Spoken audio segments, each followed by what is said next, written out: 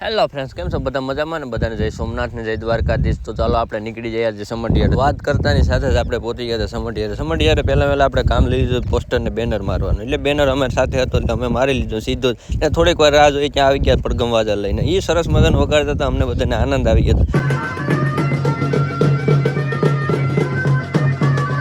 પછી ખબર પડી કે આ તમારા ગોર બાપા જ વગાડતા હતા. હાલો એને ગોર થાંભલીની શરૂઆત થઈ ગઈ છે ને આ ભાઈ અમારા ફોટા પાડે છે. કિના પાડે એ ખબર નથી, પણ અમારા કરતા તો વધારે જ પાડે એવું મને લાગ્યું. એટલે મેં થોડીક વાર પહેલા એનો કંઈક અલગ પ્રકારનો નજારો હતો કે બેસવા માટે પણ જગ્યા પણ ન હતી. એટલે અત્યારે તમે જોવ જમણવાર પતી ગયો છે ને બધા પોતપોતાના કામ કરવા માટે નીકળી ગયા છે ને હું ને પ્રભાત બે છેલ્લે વૈધા છે.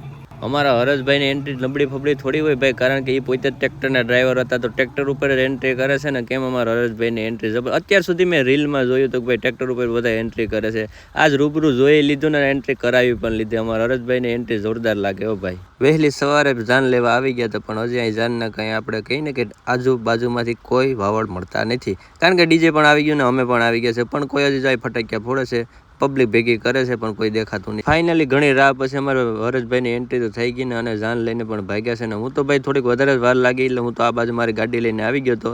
એટલે ફટાફટ હવે નીકળી આપણે કુકસવાડ આપણી જાન લઈને જવાનું છે. આ નજારો જોઈને ઓલી મને કહેવત યાદ આવી ગઈ કે ભાઈ ઉતાવળ હો ફેરા વરાવે. એ આજ છે ને આજ મેં નજરે જોઈ લીધું કે આ પ્રમાણે ઉતાવળ તમે કરાવો ને એટલે આ થાય, કારણ કે રેલવે ફાટક આડું નડી ગયું હતું ને અમારી સાથે અમારા જિજ્ઞેશભાઈ અને યતિનભાઈ આવી ગયા હતા ને અમે સીધા જ ફોટા ઊભા કરવા માંડ્યા. જીગુ કે આ તારાથી નહીં થાય, લાવો અમે કરી લઈએ.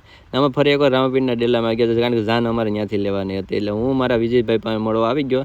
હાલો હું કહું જાન પહેલાં માંડવે લઈ લે, પછી આમાં બીજી વાત કરી. એટલે વહેલું પહેલું કુકસવાડામાં ગમે જ્યારે ફંક્શન હોય ને એટલે આ ભાઈને ખાલી એક કોલ કરી દેવાનું, ગમે ત્યાંથી ગમે એવું કામ મૂકે એમનું અમારા કામ માટે આવી જાય છે. એટલે અમે જમી લઈએ ફટાફટ. તાબડતોબ કહી ને કે અમારા હરેશભાઈને ઉતાવળ હતી, પણ અમારા ગોરદાદાને એથી ઉતાવળ હતી એટલે ફટાફટ ફેરાની ફૂલ તૈયારી કરાવી દીધી. હવે હું અહીં બેઠો આ નજારો જોતો. ફાઇનલી ભાઈ અમારા હરેશભાઈ પરણીને ઘરે આવી ગયા છે ને અમે આશીર્વાદની ફૂલ તૈયારી કરાવી દીધી છે. હવે બસ આશીર્વાદ દઈ દેજો ને અમે હવે છૂટા પડીએ અમારે ઘર ભાગ્ય, કારણ કે ભાઈ થાકી ગયા હોય ને બહુ જોરોથી કામ કર્યું. ત્યાં સુધી મળીએ નવા વિડીયો સાથે. લાઈક કરો.